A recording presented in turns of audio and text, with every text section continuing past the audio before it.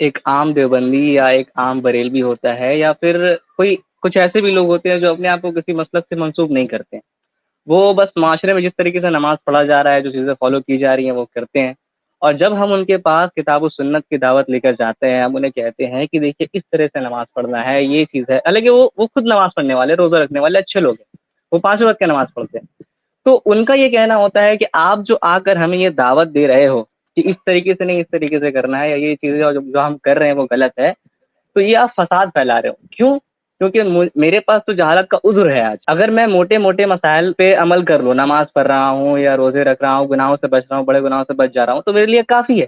لیکن آپ آ کر جو ہمیں یہ چیزیں بتا رہے ہوں، تو کل تو اللہ مجھ سے سوال کر لے گا کہ آپ کے پاس یہ چیزیں پہنچی تھی، آپ کے پاس یہ نالج پہنچا تھا، تو آپ نے کیوں نہیں قبول کیا؟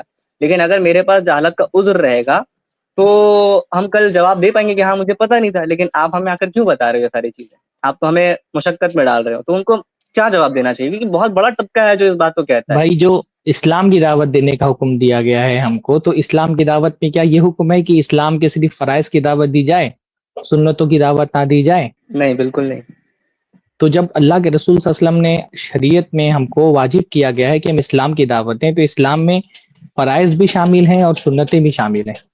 اور رسول اللہ صلی اللہ علیہ وسلم جیسے نمازی کے مسائل آپ لے لیں، حالانکہ اہل حدیث صرف جب کسی دیوبندی یا بریلوی کو دعوت دیتا ہے تو وہ صرف ایسا نہیں کہ نوافل کیا مستحبات ہی کی دعوت دیتا ہے. ابھی ہم بار بار یہ بات کہہ چکے ہیں کہ ہماری دعوت کا سب سے پہلا جز تو توحید ہے، عقیدہ ہے، صحیح منہج ہے، اللہ تعالیٰ کے اسماء و صفات سے متعلق مباحث ہیں. تو ہم تو اب بار بار لوگوں کو یہ کہتے ہیں کہ بھائی ترجیح جو ہے دین کے اندر وہ ان چیزوں کو دینی چاہیے، عقیدے کو. لیکن یہ مان لیں کہ یہاں اہل حدیث سنتوں کی اتباع کی بھی دعوت دیتے ہیں. تو دین صرف فرائض کا نام نہیں ہے، دین فرائض کا بھی نام ہے اور سنن اور نوافل کا بھی نام ہے. تو جیسے فرائض کی دعوت دینا لوگوں پر واجب ہے، ویسے سنتوں کی دعوت دینا بھی لوگوں پر واجب ہے. اللہ کے رسول صلی اللہ علیہ وسلم نے فرمایا سلو کما رأیتمونی اصلی، جیسا مجھے نماز پڑھتے ہوئے دیکھا ہے ویسے نماز پڑھو. یہ حکم اللہ کے رسول صلی اللہ علیہ وسلم نے پوری امت والوں کو دیا ہے. تو امت کا کوئی طبقہ، کوئی فرد اگر ہم دیکھ رہے ہیں کہ رسول اللہ کی سنت کے مطابق نماز نہیں پڑھ رہا ہے، تو ایک داعی ہونے کی حیثیت سے ہماری ذمہ داری کہ ہم اس کو رسول اللہ صلی اللہ علیہ وسلم کی سنت اس تک کے پہنچائیں. رہا معاملہ یہ کہ جو جہالت عذر ہے نا، تو یہ بھی بات نہیں ہے کہ ہر آدمی جاہل ہے تو جہالت اس کا عذر اللہ تعالیٰ کے قبول ہوگا. اللہ تعالیٰ کے ہاں جہالت کا عذر اس وقت قبول ہوتا ہے جب بندہ جو اس کی جہالت کسی اس کی کاہلی کی وجہ سے نہ ہو. ویسے تو سنتوں کے معاملے میں یہ مسئلہ نہیں ہے، جو سنت تو اگر آدمی نہ بھی بہت ساری سنت کی ادائیگی نہ بھی کرے تو اللہ تعالیٰ کے اس کی پکڑ نہیں ہوگی. لیکن جہاں تک معاملہ رہا جہالت کی عذر ہونے کا، تو جہالت ہمیشہ عذر نہیں بنتی. کوئی آدمی اس طرح سے بولے کہ بھائی میں تو دین میں جاہل ہوں، اللہ تعالیٰ میرا عذر قبول کر لے گا تو میں جاہل ہی رہتا ہوں. شریعت میں آپ کو جاہل رہنے کا حکم نہیں دیا گیا ہے.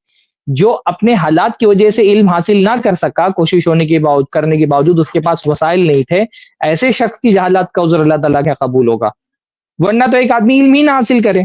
تو علم حاصل کرنا بھی تو شریعت میں واجب ہے. شریعت میں دین کی چیزوں کا سب سے پہلی چیز شریعت جو ہم پر واجب کرتی ہے وہ علم حاصل کرنا واجب کرتی ہے. بلکہ ایک آدمی نماز پڑھنا شروع کرتا ہے تو اس پر پہلے یہی چیز واجب ہو جاتی ہے کہ نماز پڑھنا سیکھے رسول اللہ صلی اللہ علیہ وسلم کے طریقے پر. اس میں وہی نہیں بول سکتا ہے کہ میں جاہل ہی رہوں گا، اللہ تعالیٰ جہالت کا میرا عذر قبول کر لے گا. اور ایسے دیکھیں تو دنیا کے مذہبوں میں، دوسرے مذہبوں میں اللہ تعالیٰ نے یہ بھی تو رکھا ہے کہ اللہ تعالیٰ عذاب نہیں دے گا یہاں تک کہ رسول نہ آ جائے. تو اگر دوسرے یہ جو دنیا کے لوگ ہیں نا، ان تک بھی اگر کوئی پہنچے ہی نہیں، کوئی ان کو پیغام دے گا، پھر وہ قبول کریں گے یا انکار کریں گے؟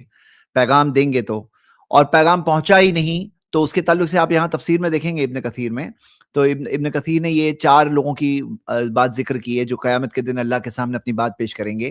لیکن صحیح بات کیا ہے نا کہ جو علم پہنچتا ہے نا، اس کی روشنی میں آدمی اپنے آپ کو ڈیفائن کرتا ہے، رہنمائی میں قبول کرتا ہے، حق بات قبول کرتا ہے، اپنا صحیح بنتا ہے، صحیح راستہ اس کے لیے واضح ہوتا ہے. کب ملتا ہے؟ جب قرآن و سنت کی باتیں اس کے سامنے پیش کی جائے.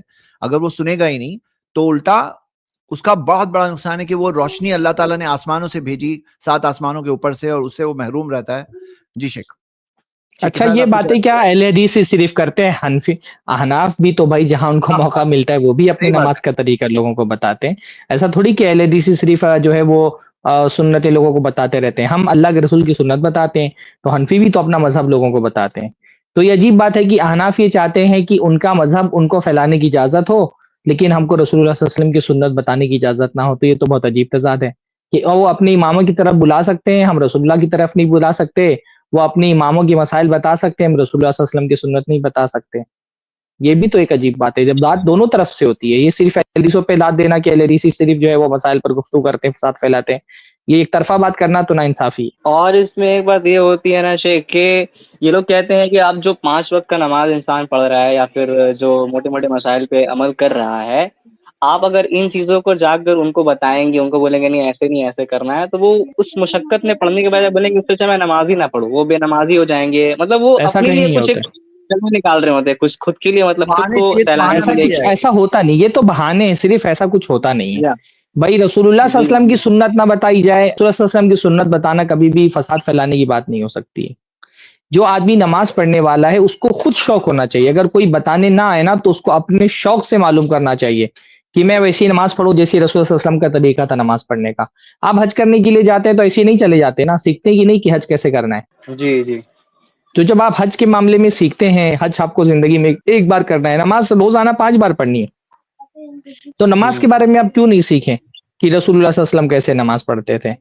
اور ایک ایک عمل کا اتنا ثواب ہے تو لوگوں کو اس ثواب سے کیوں محروم رکھا جائے. رفع الیدین ہی صرف آپ دیکھ لینا، اگر مان لیجیے ایک رفع الیدین کرنے پر 10 ثواب ہے تو کتنا سارے ثواب وہ بیچارہ مس کر رہے ہیں نماز میں. تو کیوں لوگوں کو اللہ کے نبی صلی اللہ علیہ وسلم کی سنت سے حاصل ہونے والے ثواب سے محروم رکھا جائے، لوگوں کو کیوں محروم رکھا جائے. تو یہ تو بڑی عجیب سی بات ہے. جی شیخ کیا کچھ بولنا چاہ رہے ہیں شیخ کفایت؟ مسئلہ صرف سنت کا نہیں ہے نا، جیسے تعدیل ارکان کا مسئلہ ہے، یہ تو فرائض کا مسئلہ ہے. تو تعدیل ارکان میں بھی ان کے یہاں کوتاہی ہوتی ہے، اس کو بھی ان لوگوں نے سنت کی کیٹیگری میں ڈال دیا ہے.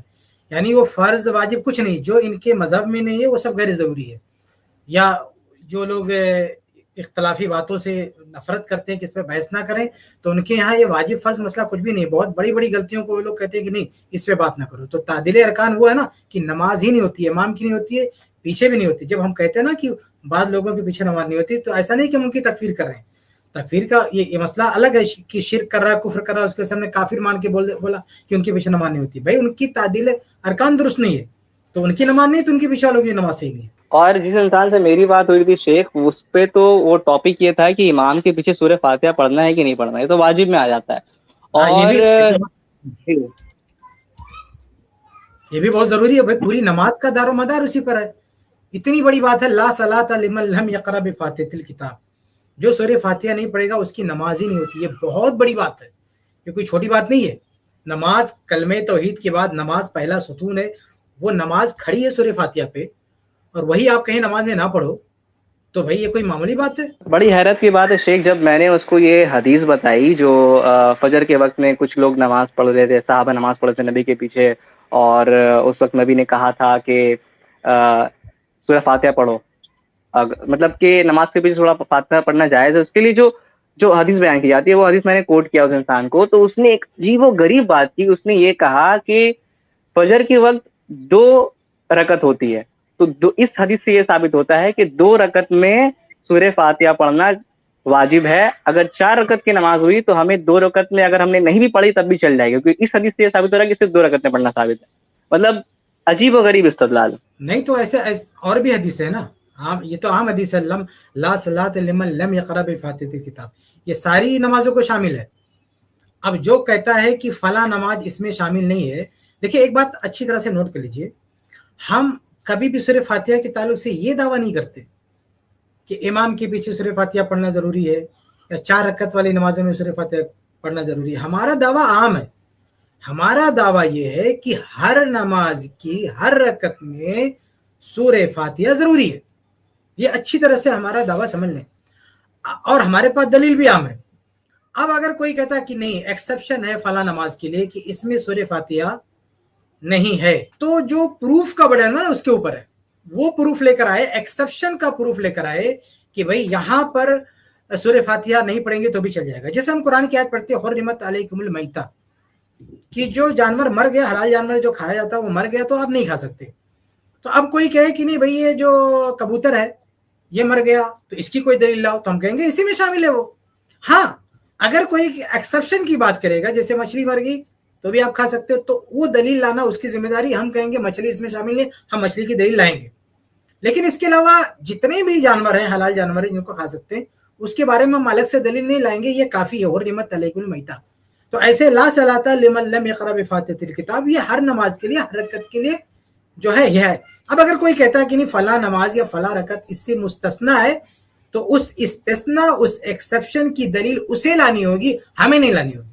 جی السلام علیکم ورحمۃ اللہ وبرکاتہ.